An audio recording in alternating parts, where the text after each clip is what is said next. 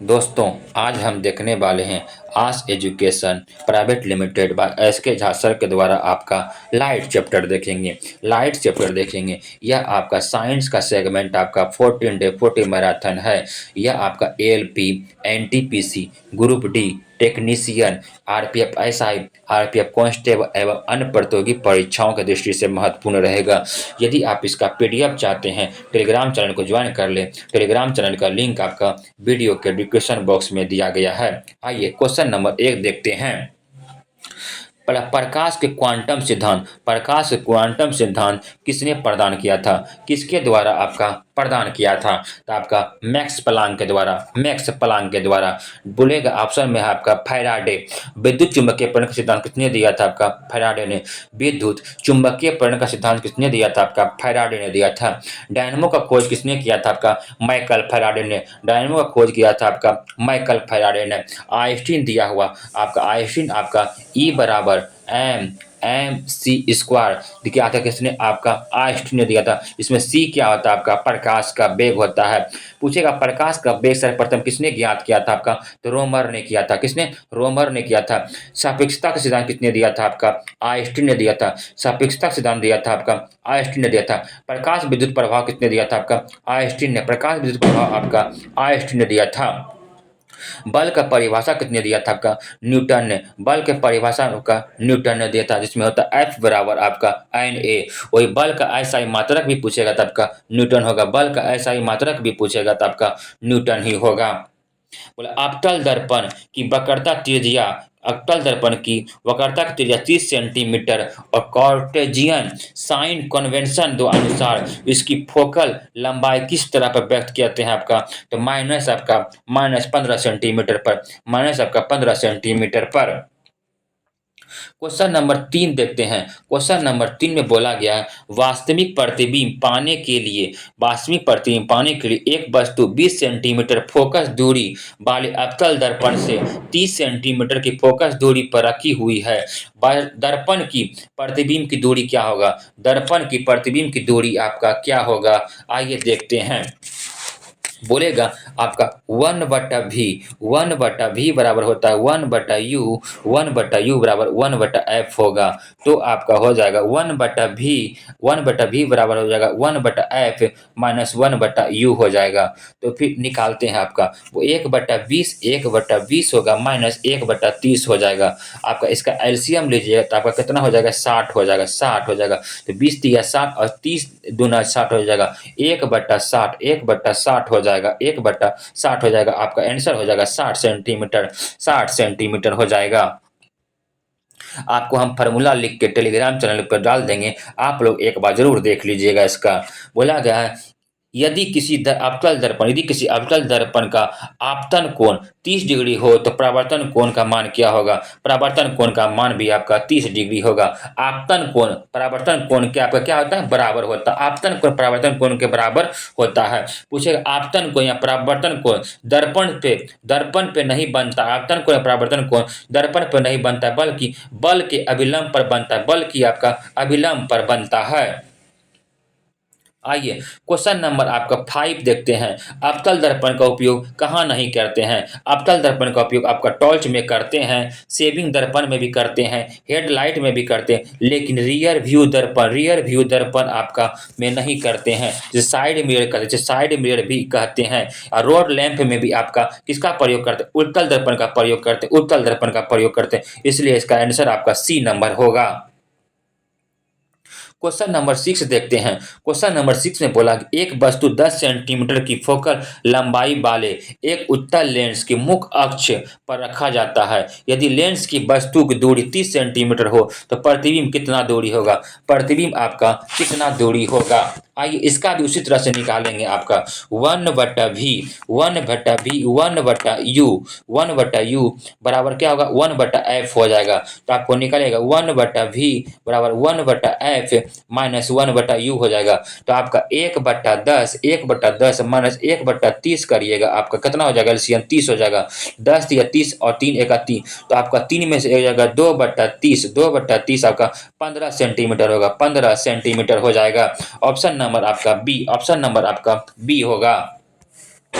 आप लोग एक बार फार्मूला को जरूर देखिएगा। बल फोकस की फार्मूला बोला कि निम्नलिखित में से कौन किसी बिंदु हो सका स्रोत, निम्नलिखित में से कौन किसी बिंदु का स्रोत से उस पर आपतित प्रकाश समानांतर प्रकाश के पुंज पर बना होता है। बोला आपतित प्रकाश समानांतर प्रकाश के पुंज पर आपका बना होता है। आपका अवतल दर्पण उत्तल लेंस दोनों पे, अवतल दर्पण और उत्तल लेंस दोनों पे होगा, दोनों पे आपका होगा। आइए क्वेश्चन नंबर देखते हैं आपका 8। क्वेश्चन नंबर 8 में क्या बोला गया है? क्वेश्चन नंबर 8 में आपका है फिगर दिया गया है। इसमें बोला गया है कि कोई प्रकाश किरण चित्र में दर्शाए अनुसार माध्यम ए से माध्यम बी में प्रवेश करती है तो माध्यम ए के सापेक्ष माध्यम बी की अपवर्तनांक क्या होगा? आपका माध्यम बी का अपवर्तनांक आपका क्या होगा?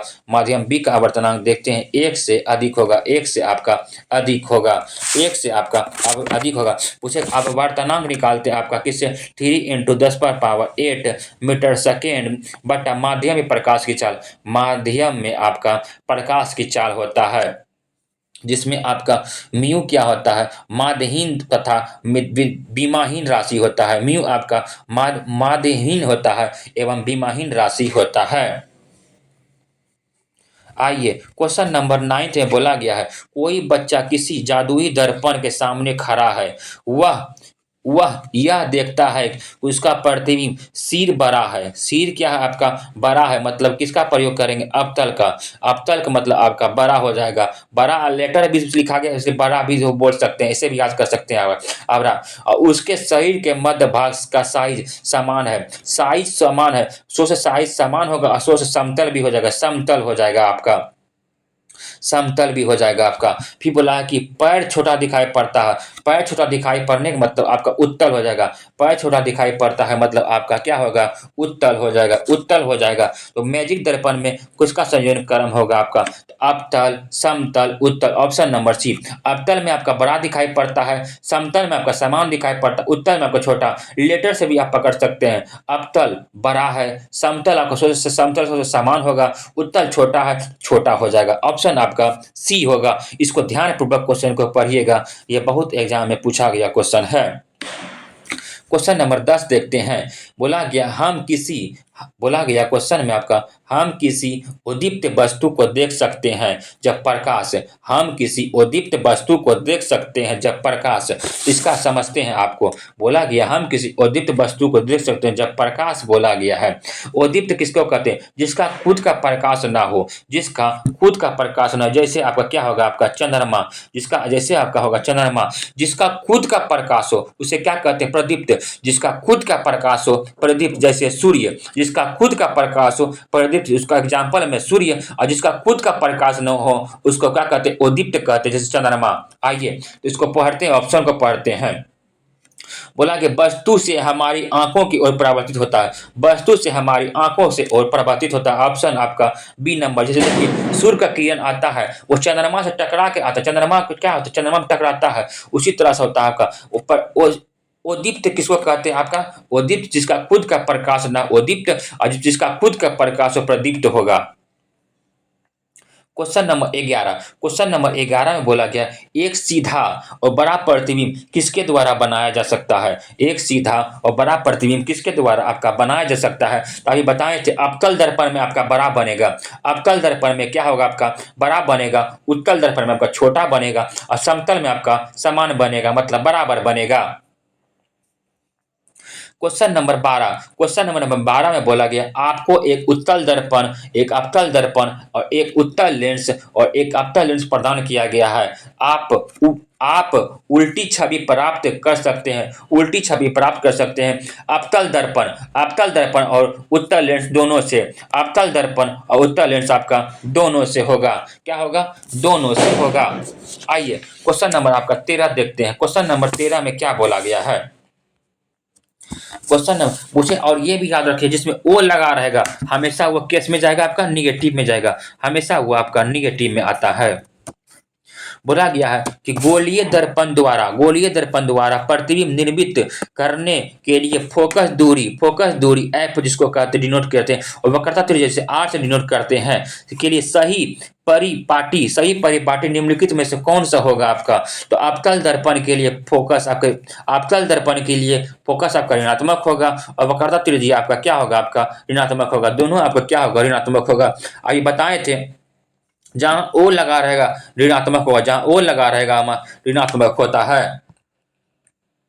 आइए क्वेश्चन नंबर 14 देखते हैं। क्वेश्चन नंबर 14 में क्या बोला गया है कि एक अवतल दर्पण जिसकी फोकस दूरी परिणाम 20 सेंटीमीटर और 60 सेंटीमीटर की दूरी पर वास्तविक प्रतिबिंब निर्मित करता है तो वस्तु की दूरी सेंटीमीटर में ज्ञात करें। वस्तु की दूरी आपका सेंटीमीटर में ज्ञात करें। सबसे पहले अवतल दर्पण है तो माइनस में देखिए कौन सा होगा आपका, तो प्लस वाला कट जाएगा, सीधे माइनस में ई बचता है, ये बचता है। तो आइए आपको सीधे निकाल भी लेना है। आपको बोला गया है कितना, आपका 1/20 करिए और 1/60 कीजिए, दोनों का एलसीएम लीजिएगा, आपका 60 होगा। तो 20 दिया 60 हो जाएगा, 60 है 60, 3 में से हो जाएगा 2/60 हो जाएगा, आपका कितना हो जाएगा 30 सेंटीमीटर। आपका 30 सेंटीमीटर ऑप्शन नंबर आपका डी हो जाएगा, ऑप्शन नंबर आपका डी हो जाएगा।